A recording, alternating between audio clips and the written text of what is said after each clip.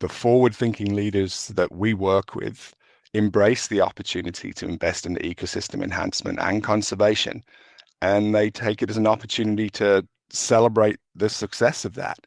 It really becomes part of their culture, and early identification of nature-based alternatives in the planning process always results in better outcomes.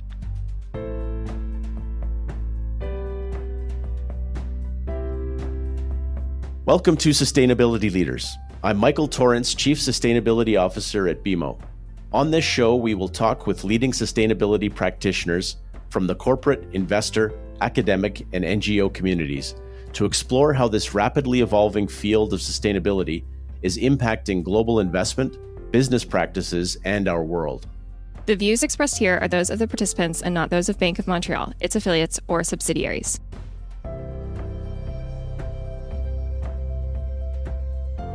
For many companies, nature has historically been treated as something external to their business, not a source of business value. But that view is evolving. Nature-based solutions are at the center of that shift. From water systems and coastal protection to biodiversity and land restoration, nature is increasingly being integrated into infrastructure, investment decisions, and corporate strategy. To explore what this looks like in practice, I'm joined by two leaders from Stantec. Mike Morris is Technical Director based in the UK, where he works with banks, insurers, and water utilities on climate and water resilience, and is deeply involved in global efforts around restoration. And Dominic Kempson is Vice President of Environmental Services and Global Lead for Nature-Based Solutions based in Madison, Wisconsin, where he focuses on designing and scaling nature-positive infrastructure. Mike, Dom, welcome to the show. Thank you. To start off, can you tell me a little bit about your professional backgrounds? What is your current professional focus and what led you to focus in this area? Maybe I'll start with you, Mike.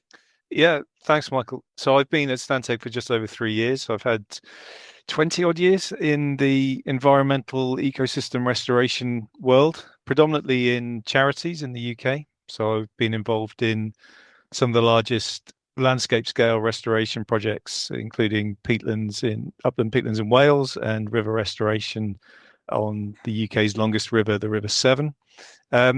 What got me involved in it, other than wanting to be a professional rugby player, which didn't happen, unfortunately, I've always wanted to work with nature and wildlife. And I now have 3 young children under the age of 11.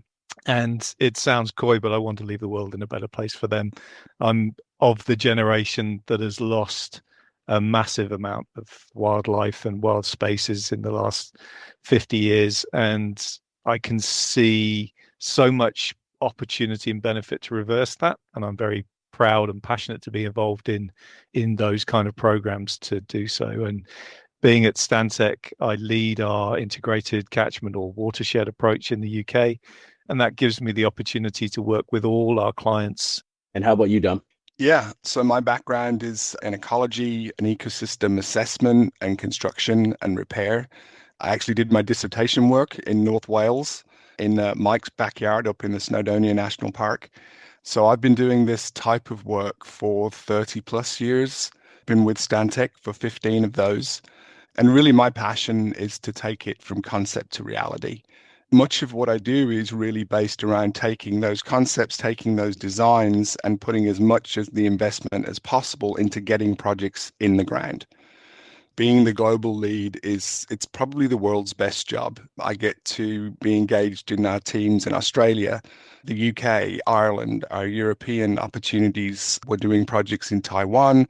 We're doing projects in Central and South America. They're all very different and they're all very impactful. So again, it's a great opportunity to turn concept into reality. So Dom, just starting with you in terms of focus of our discussion today, can you tell us about how nature is being considered in the context of business, and maybe give us a bit of perspective about how you've seen that evolve over the last number of years? Absolutely. Our drivers have changed. Historically, years ago, it was really more the regulatory environment that was driving investment in nature positive outcomes. That's pivoting. Companies and governments are pivoting from regulatory driven habitat impact protection and mitigation. The shift is really from having to wanting to and needing to. Expectations from the public, customers, supply chains, investors, and employees, they expect their elected officials and companies to be more sensitive to habitat protection and recovery. I believe there's also a realization of the importance of protecting those natural resources for the future. They're critical for business growth and sustainability, water availability and quality, clean air, and being better prepared to deploy evolving nature-based strategies for climate adaptation and mitigation, such as nature-based carbon sequestration. The mindset and the entire atmosphere has really changed for the better and continues to evolve. Mike, turning to you, you've described an idea of nature as infrastructure. What do you mean by that? And what does that actually mean in terms of business value in more of the financial sense or the risk management sense for companies and investors who invest in those companies? Nature as infrastructure is a really interesting concept, which is, I think the term has only been around relatively recently, though it should have been in our encyclopedias and dictionaries for a lot longer. So like any infrastructure, when I use the term infrastructure in this context, most people will think of roads, rail, ports, airports, etc.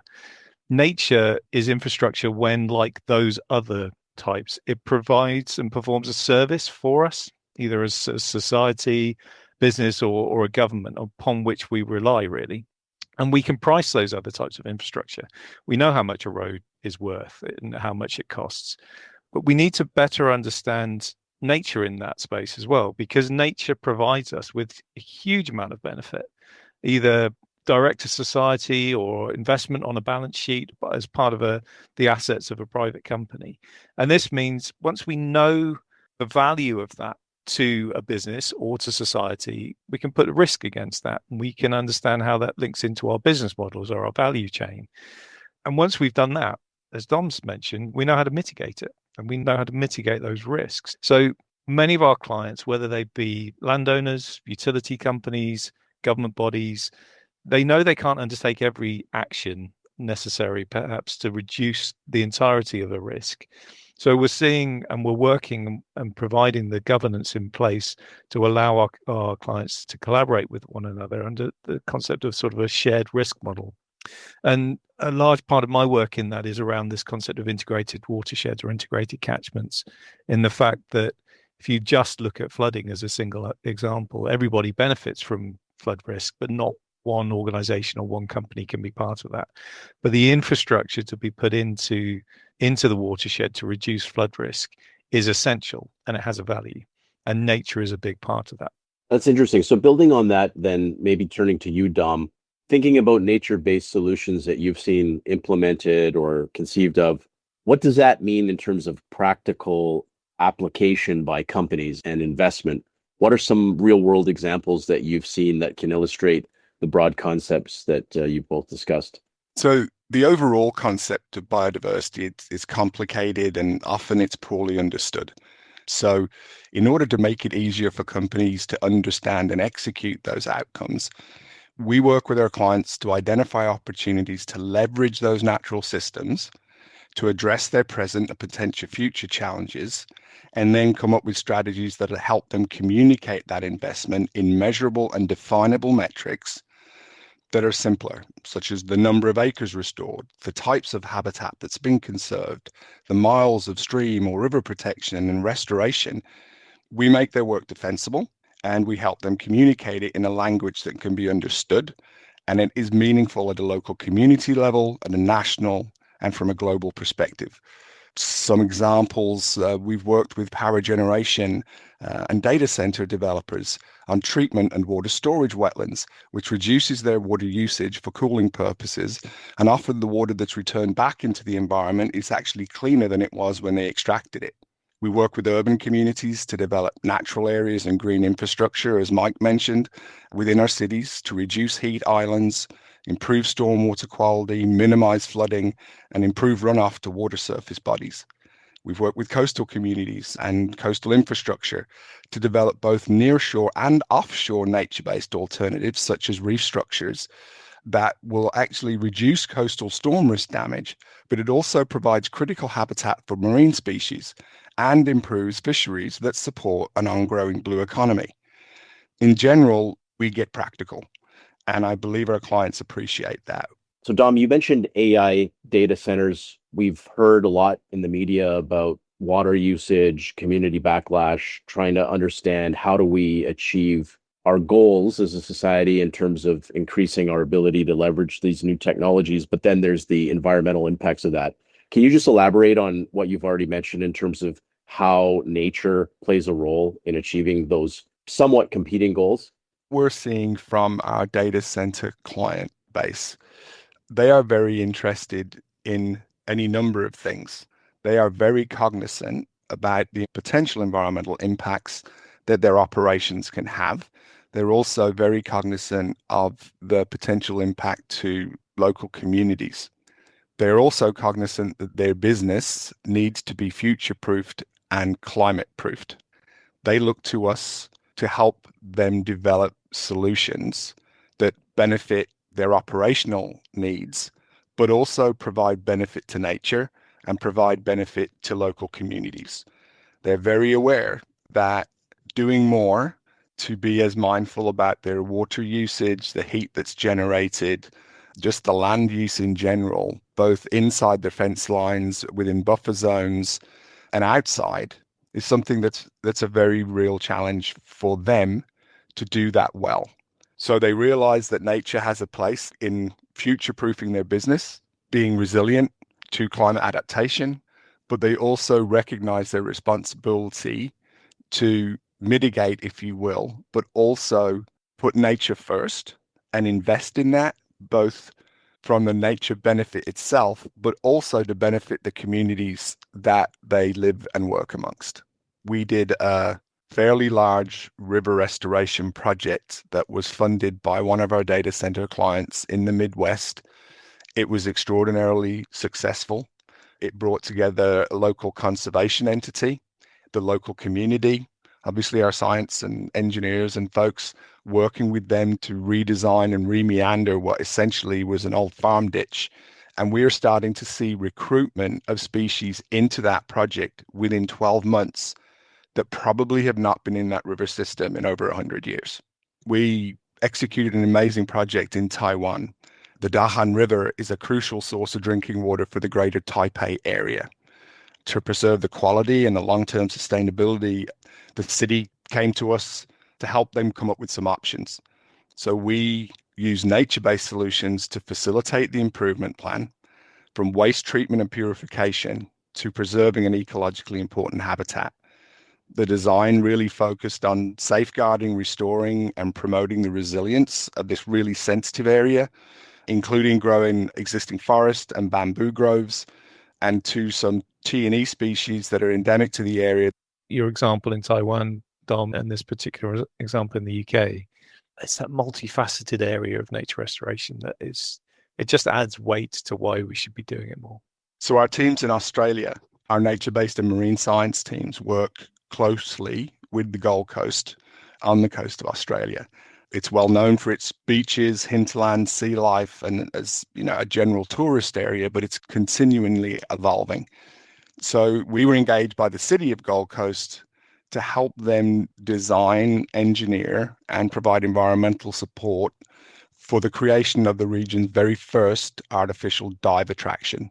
In addition to it being a dive attraction, the goal was to create critical habitat for marine species. So it's called the Wonder Reef.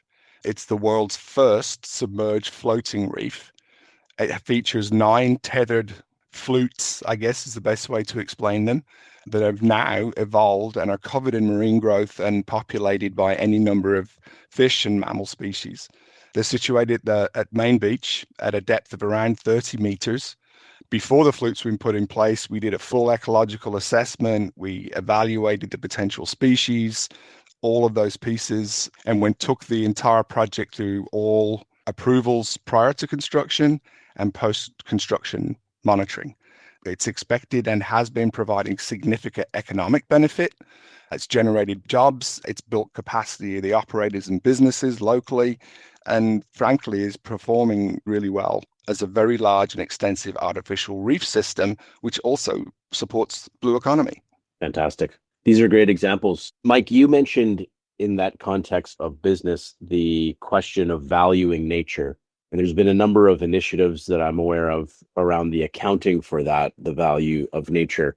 How are you seeing? I mean, a lot of those accounting standards haven't actually materialized this to something that's widely adopted yet. That may change over time. But in the meantime, how are you seeing companies valuing nature or seeing nature integrated as being a business driver to try to achieve the overarching business goals of the company? Cast my mind back to the Glasgow COP a few years ago, probably 4 years ago. I think nature and finance weren't really on the same page. And that meeting seemed to, that felt like a shift in how companies think about nature and how it sits on the balance sheet. And as you say, and Dom's mentioned, there are a number of metrics that have been created and being reviewed by governments and global organizations to determine what is the best approach for understanding nature and how we account for that and what that looks like. I think at the end of the day, certainly at the moment, it comes down to two potential options as to why companies would get involved from a business perspective in using nature. One is around resilience and the reduction of risk to that business model. The other, which is slightly different, is around investment. But just focusing on risk for a moment, Don mentioned that we've started to move away from regulatory drivers, but they still exist and they're still there in every country and across lots of different sectors. And any regulated industry works towards the requirements of their regulator. So in the UK, our water industry works to the requirements of the regulator, Ofwat and the Environment Agency, as well as drivers from their investors and customers. But from the regulator's perspective, they need absolute assurance that any solution, whether it be grey or blue, green, will provide the requirement to meet the legal driver. So, for example, a percentage change in water quality in a specific river watershed or storm overflow frequency reductions, which is a big issue and a big drive for the current funding in the water industry here. And without the assurance that the solution proposed will meet the target, the company's risk level comes into play there. So there is an increased drive towards using nature-based solutions. It's not the panacea, perhaps, and it's not everywhere. But at Stantec, we've done a huge amount of work in the last few years in terms of integrated constructed wetlands, looking at river restoration, woodland and coastal salt marsh creation that allows companies to meet their regulatory drivers. Thanks, Mike. And Dom, what level of awareness do you see in terms of corporate adoption of nature-based solutions or this more innovative type of work that you're seeing? Is it often the case that companies really have to have some kind of an internal champion who is aware of the opportunities to innovate, or do you find that there is a pretty good understanding of the opportunities here? And maybe like in answering that question, can you talk about how you are helping clients and companies to understand in terms of clear, actionable steps that they can take in different industries, manufacturing, technology, or infrastructure to introduce nature-based solutions to achieve business outcomes and improve resilience? Our industrial, energy, tech, infrastructure clients are genuinely interested in doing the right thing from an eco-positive perspective. Those activities still have to make sense to them from a business perspective, whether that supports commitments to their supply chain, their customers, or future-proofing their long-term business strategy. So we partner with them to identify opportunities to bake in a nature-based approach and alternatives that are realistic, actionable, measurable, and impactful. Sometimes those actions occur on properties that they own and manage, and sometimes they invest in off-site conservation or natural resource recovery. And that always begins with what we call optioneering. This is us beginning by guiding them through the entire process of design, permitting, project implementation, monitoring, adaptive management, and reporting what they've achieved. There's an expectation that we define their challenge, we can help them design nature-based alternatives, and then deliver a defensible, nature-positive outcome. The process is essentially the same across the various sectors, but there are obviously nuances depending on the client type, the habitat, place on the landscape, and their goals locally and globally, and how they choose to communicate their outcomes. It's really about curating an approach that makes sense to those individual businesses, because at the end of the day, we are trying to help them solve real world challenges. But in order for them to be comfortable with the investment and be able to communicate that to their investors, we need to be able to help them articulate how this approach, a nature-based, nature-positive approach, makes sense to them, both from a financial perspective and an operational perspective. So it sounds like regulatory drivers, maybe the start of it, companies seeking to make positive impact in terms of sustainability can start the dialogue. And then there's a broadened conversation about how you can be creating business value while you do this. Turning to you, Mike, that's one thing in the real economy where companies are making very direct impacts on nature, but you do work with financial institutions, including banks and insurers. What role are you seeing the financial sector play in terms of this topic, scaling nature-based solutions, and what is the future of that?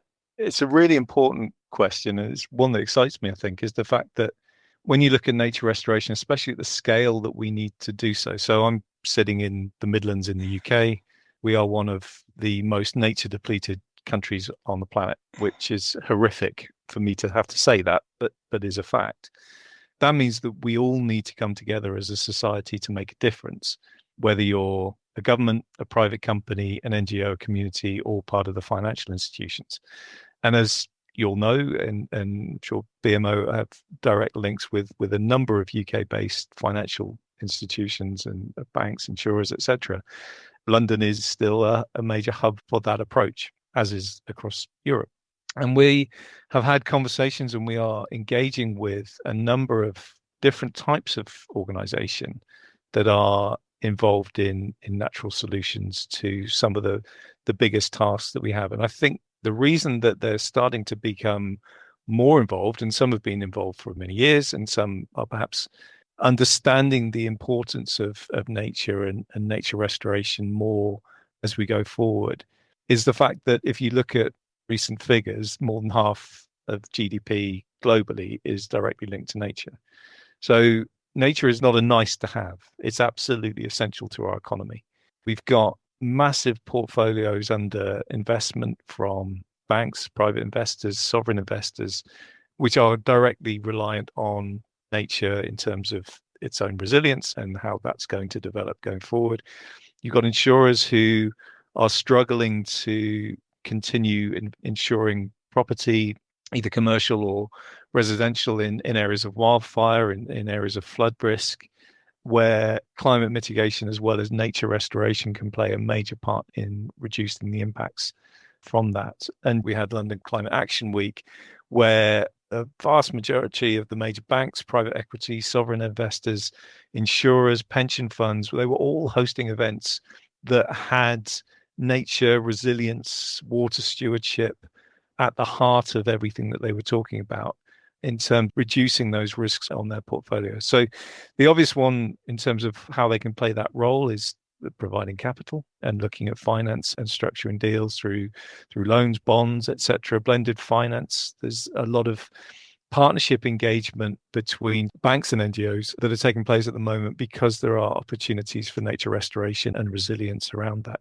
You've also got private companies that are looking to refocus areas of investment from pension funds directly into nature. We recently had a Stantec podcast with our colleagues at Rebalance Earth looking at this option in the UK about resilience. We're currently working, for example, with the European Investment Bank, providing advisory services to their clients to ensure resilience and a sustainable approach around water, nature, climate, economy. So you've got different areas of the financial institutions who are looking to specifically put capital into nature. You've also got standards and standard setters you talked about earlier, Michael, with regards Task Force on Nature-Related Financial Disclosures, for example, where you've got a lot more reliance on understanding the financial input or impact rather on businesses. And I think financial institutions have that part to play as well. Insurers are looking at parametric insurance for reducing impact on natural ecosystems and habitats, which is essential for their long-term sustainability. So I think you've got lots of different ways, and I'm not a financial expert by any stretch of the imagination. I'm a nature restoration focused individual, but that concept of collaboration and partnership between financial institutions, insurers, NGOs, private companies, consultancies like Stantec, bringing our expertise across a huge range of technologies and solutions is absolutely essential. So I'll ask this question to the both of you. The name of this podcast is Sustainability Leaders. So we like to try to understand, what does leadership look like in terms of corporate sustainability strategy? Maybe starting with you, Dom, where are you seeing, or how are you seeing companies that are leaders in this space successfully integrating nature-based approaches into their business, whether, again, it's through risk management, resilience initiatives, infrastructure, supply chains? What separates those leaders from other companies? Companies are really most successful when they bake in and not bolt on nature-based alternatives as part of their day-to-day growth and expansion strategies. Budgeting for and requiring nature-positive outcomes are part of their normal course of business versus just something extra for them to consider. It's not faddy, it's needed.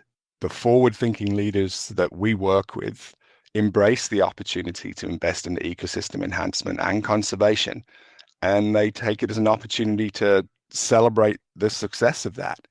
It really becomes part of their culture, and early identification of nature-based alternatives in the planning process always results in better outcomes. So we're really seeing that this opportunity is a cultural thing. But as I said, taking the opportunity to bake it in to your planning process and your operational process versus just bolting it on as an added extra is really where the leadership is moving and where we're seeing the most success. And what about you, Mike? What are you seeing in terms of leading practices in this area? I 100% agree with what Dom's just said. I think the other element is understanding that an individual company can't do it all, or it's very rare that that's the case. So integration, systems thinking, an approach for collaboration shows true leadership in the fact that you can be the bigger player in the room, but actually sometimes it's better to sit back and let others do the doing and provide that support. It's the same with any leadership role. You're at the forefront when things go wrong, but you provide that support and praise to the folks when everything goes right. And I think it's the same in nature restoration, in all honesty. If you know that there is an opportunity as a company that you can provide a better outcome for not only your business model, but also your customers, your staff in where they live, because we all live and work within a watershed, and we all impact on a watershed in our daily lives, no matter where we are in the world. Yes, it really does sound like it's a lot of exciting opportunities there. That's about all the time we have today, guys. Thanks for the great conversation, and good luck with all of the work that you're doing. Awesome.